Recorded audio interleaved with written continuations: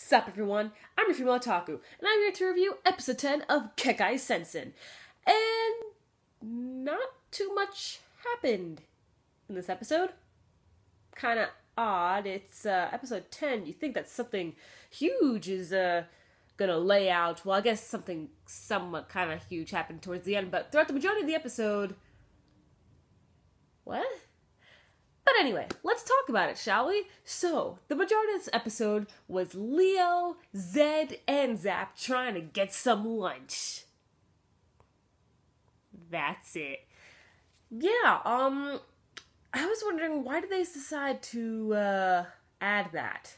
Maybe it was because to show that Leo has, now, gotten some more friends and things like that. We got to learn a little bit more about Zed. I like Zed's character. He's nice. You see the calmness in his voice and things like that. He's cool. I like him. I like Zed. And Zap is just being his usual self, and he just wants Zed to go away. And in the end, they finally get some food, but they weren't able to eat it because, of course, something had to crash into the restaurant. And, which, by the way, when that alien thing crashed into the restaurant... for some reason, Kekkai Sensen decided to skip the entire battle and just typed it on the screen, was all like, so the battle happened, and you see Zap had some bad tuna and was sent to the hospital. I was all like, is that a cop-out? Why couldn't I see that? Hello? So that was a little odd. I don't know really what was up with this episode. This was weird. Why did they do this? Yeah. In the meantime, Klaus was getting an assignment for, another mission and stuff, which caused, which was about defeating all the new aliens, things like that, and that was the aliens that crashed into the restaurant. Zap's over in the hospital because of some bad tuna or whatever. And, so, real important stuff happens really at the end of the episode.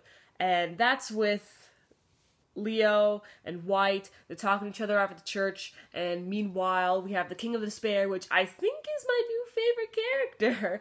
The King of Despair. We got him. We got to see some more of his power. And... oh dear. You see, the King of Despair, he was with these two alien thugs and stuff like that, and the alien thugs were going after this girl. The girl ended up getting away, and so the King of Despair is being all cocky and stuff. He's all like, oh yeah, I bet you can't beat me and stuff like that, and they're all like, oh yeah, what are you trying to say, pipsqueak? And so then one of them, they just touched them. There's just a little touch, and he explodes. I was like, bruh. How powerful are you? Like, just to explode from a single touch. And let's not forget, this isn't the King of Despair's body. This is Black's true body. So this is just his soul. Do you see how powerful this guy is? Wow. Wow.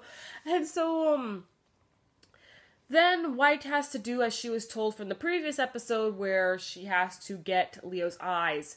So instead of doing it by force, she really doesn't want to lose him. Because he's all she really has left. And since, Black hasn't returned for a while, so that's a little upsetting. So she's really upset. She doesn't want to fight with Leo, and she really doesn't want anything bad to go down. But unfortunately, she has to do this for her brother. So she asks... instead of takes forcefully, she asks for his eyes. The all-seeing eyes of the gods. And then the King of Despair walks in. Oh dear. So, next week's episode should be big. And what'd you guys think about the rest of this episode? What'd you guys think of the whole lunchtime search? Yeah. That went on for like 9 minutes, man. Anyway, so, catch me later as I review High School DxD Born and Kuroko's Basketball Season 3.